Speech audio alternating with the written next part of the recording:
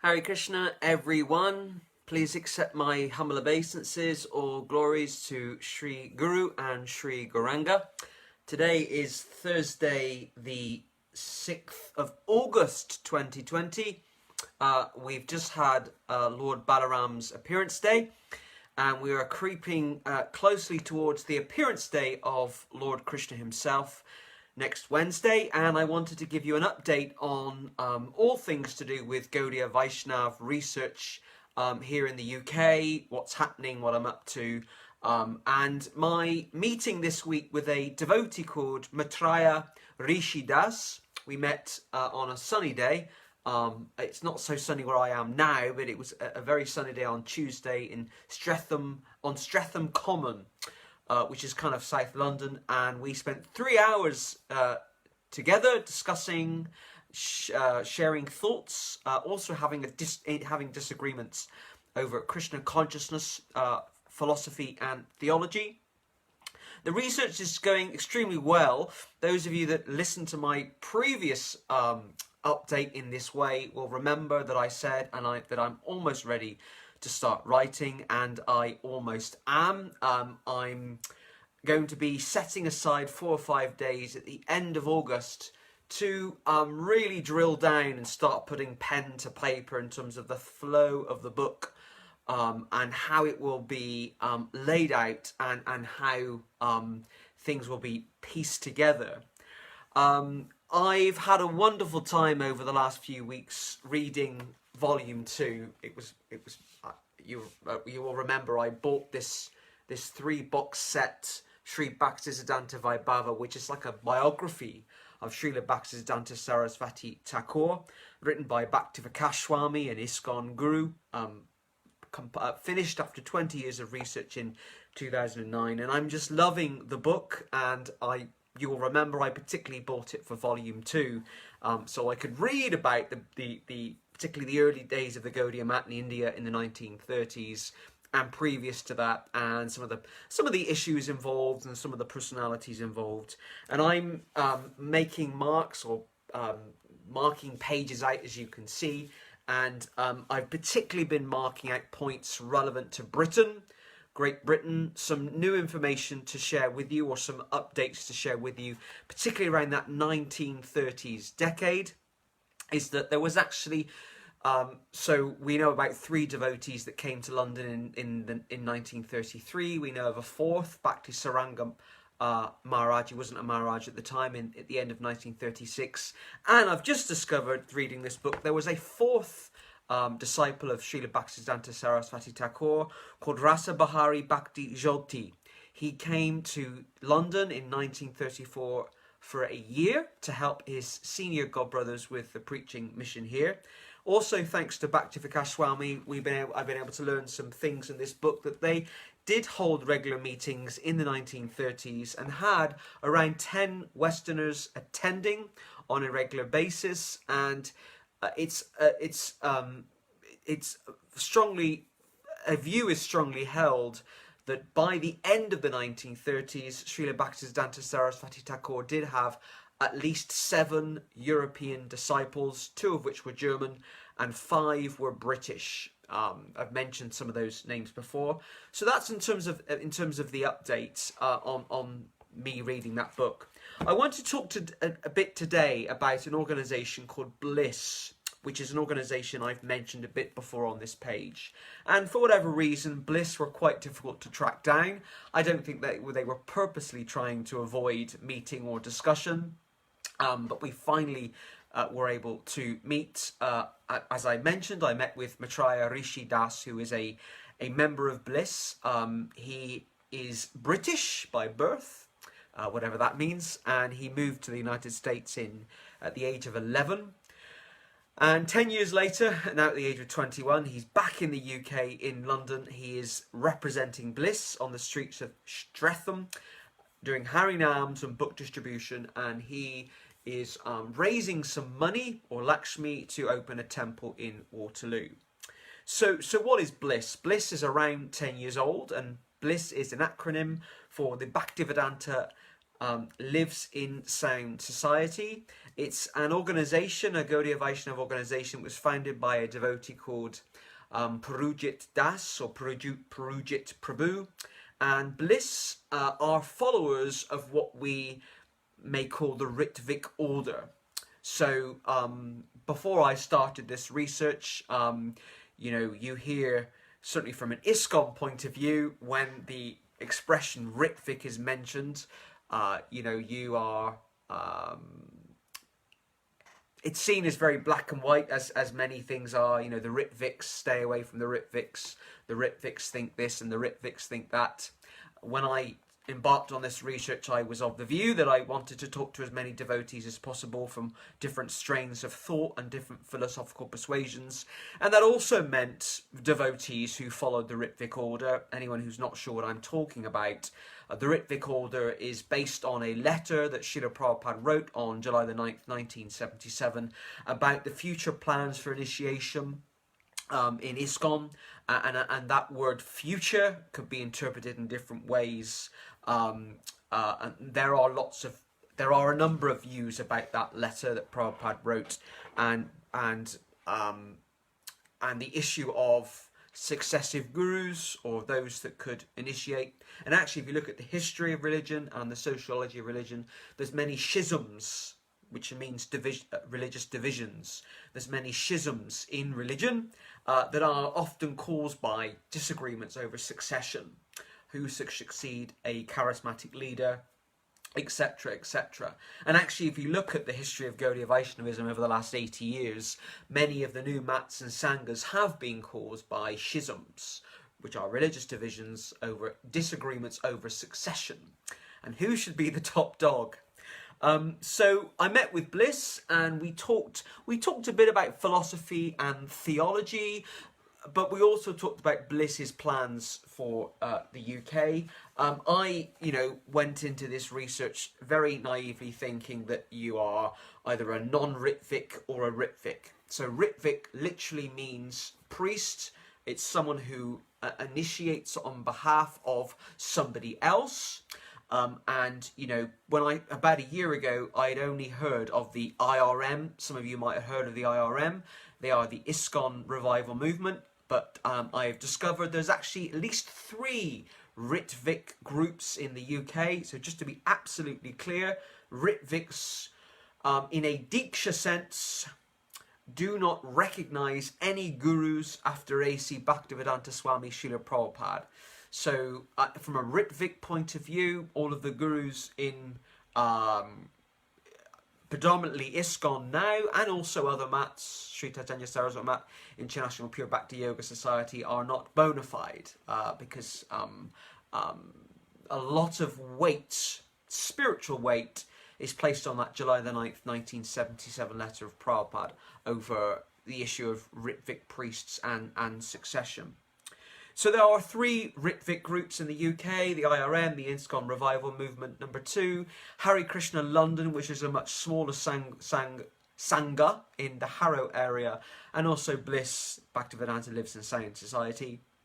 I have to be really honest, I was very impressed with Maitreya Prabhu's energy. He's got a lot of energy. He's just 21. He is out harinaming on his own every day, distributing books, and in a short space of time has raised enough Lakshmi, that means money, to open a temple in Waterloo. So he's got a lot of energy. We talked about a number of things. We talked about differences of opinion over the meaning of Diksha. So we both agreed on Shiksha, that Shiksha is basically means instruction. You can have a number of Shiksha gurus, those that we feel inspired by, those that we can take instruction from. We had differences of opinion though over the terminology and the definition of Diksha. So I'm very strongly of the view that my Diksha guru, one who gives me my beads, who gives me my name, who initiates me into the Gaudiya Vaishnava family, my guru is Hridayananda Das Goswami, my Diksha guru. However, the Ritvik view is that Prabhupada is everyone's Diksha guru, and Maitreya Rishi Prabhu was very strongly of the view that even though in this life he hasn't met Prabhupada in that physical sense, Prabhupada is his Diksha Guru. Whereas in ISKCON we would have a different view that the Prabhupada disciples, there are quite a few of them around, thankfully, they are Diksha disciples of Srila Prabhupada. Prabhupada's position now in ISKCON as the founder Acharya is he's seen, or should be seen, as everyone's Shiksha Guru, or the principal Shiksha Guru for everyone in ISKCON, whereas Ritviks disagree with that, and they say he is their Diksha Guru. So we could compare the Ritvik devotees to Christians. So I was involved with the church myself 10 years ago, and I have many Christian friends that will say they are a disciple of Jesus. They won't say Jesus is their guru, but that's what they're saying. They're disciples of Jesus. We agreed on other issues. So he said something that certainly is etiquette, I think, amongst most Gaudiya Vaishnava groups. He said you cannot become a guru. You cannot become a guru in the presence of your guru if your guru is still living, and that's certainly the etiquette and the protocol that I understand as well. For example, if you like what I'm saying, if you think what I'm saying is good, I will say to you, well, let me take you to the one who told me all about it. Let me take you to my guru. That's the standard. That's the process. We had a really interesting discussion about the theological differences between certain Ritvik groups, because I had, put them all in one box and assumed they were all the same. And actually they're not. My experience before my meeting with BLISS on Tuesday was that Ritviks, I'll be quite honest with you, are quite negative. That they're always, there's something they're unhappy about, and, we're all unhappy about something, and there's differences of opinion, and this happened badly, and that happened badly. The BLISS pointed out to me they want to be as positive as possible. They want to move on from the past, and they want to preach. They're not in favour of negativity, and they're also trying to distance themselves from other Ritvik groups. I've never had any contact, as far as I know, with anyone from the IRM, but my limited experience of people from the IRM is that they're often arguing about property, and this guru said this and this guru said that. And Hare Krishna London has also tried to distance themselves from the IRM because they also don't want to get into arguments about who said this and who said that.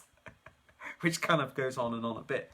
But we had a really interesting discussion about, which my book isn't about, but I'm going to briefly share this with you, about the editing of Srila Prabhupada's books. And what Maitreya did was, I found really useful, was he explained to me the historical editing, particularly of the Bhagavad Gita, the 1968 edition, the 1972 edition, and the 1983 edition, and the differences that could be found in each one.